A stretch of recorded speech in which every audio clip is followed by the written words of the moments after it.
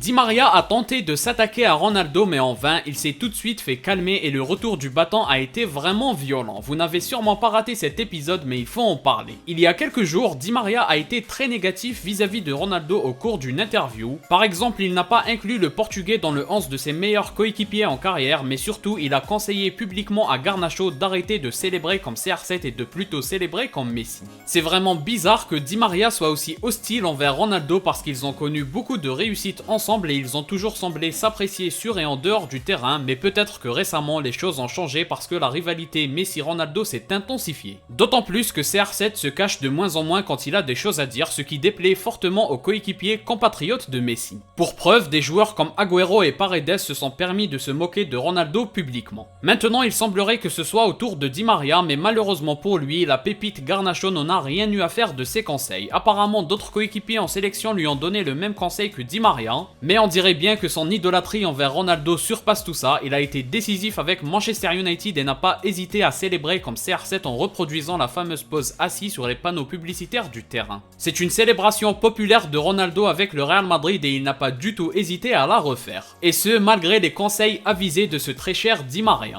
S'il y a bien une chose à retenir de cette histoire, c'est qu'il y a certaines choses qui ne s'achètent pas. Garnacho idolâtre Ronaldo comme personne d'autre, il faut l'encourager dans cette perspective et non pas en faire un problème. La réponse de Garnacho est idéale selon moi, même si ça risque de ne pas plaire en Argentine, peu importe, il doit rester lui-même. Si on le force à faire des choses différemment, il en tirera que du mauvais. Surtout que si on est honnête, on est bien évidemment le parfait exemple pour n'importe quel footballeur. C'est vraiment dommage pour Di Maria, mais son ami Messi n'a pas le même effet sur la nouvelle génération que le GOAT Ronaldo, il faut juste l'accepter, c'est pas plus compliqué que ça. Sinon j'en ai pas parlé, mais ne pas mettre Ronaldo dans le 11 de ses meilleurs coéquipiers en carrière pour inclure Ibrahimovic ou Mbappé, c'est complètement ridicule, ils ne se rendent pas compte, mais parfois cette insécurité envers Messi ne fait que desservir Messi lui-même justement. À mon avis, rien n'empêche de préférer Messi et d'être quand même juste avec Ronaldo. Si c'est au point d'être injuste avec CR7, alors il y a de la jalousie et de l'insécurité en l'air. Enfin bref, en conclusion, on ne peut que dire merci à Garnacho d'avoir donné à Di Maria une bonne leçon et une belle humiliation publique aux yeux du monde entier. Parce que croyez-moi, cette histoire a fait le tour du monde et surtout en première ligue. Comme d'habitude, si vous avez aimé, laissez un like et abonnez-vous pour ne rien rater. Partagez aussi la vidéo pour me soutenir. Moi je vous dis à la prochaine, portez-vous bien.